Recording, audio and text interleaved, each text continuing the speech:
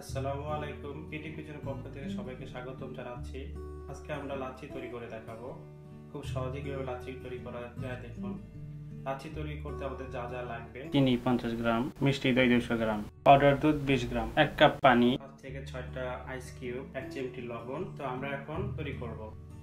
আমরা সবগুলো উপাদান মিক্সারের মধ্যে প্রথমে দিয়ে দিব: দই, চিনি, গুঁড়া দুধ, বরফ এবং পানি। তো এখন আমরা মিক্স করব।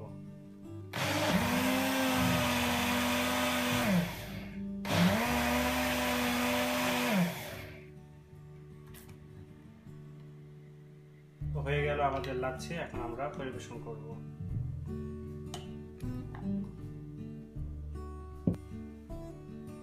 তো তৈরি হয়ে গেল আমাদের লাচ্ছি। আপনারাও চেষ্টা করে দেখবেন। ভালো থাকবেন। আল্লাহ হাফেজ।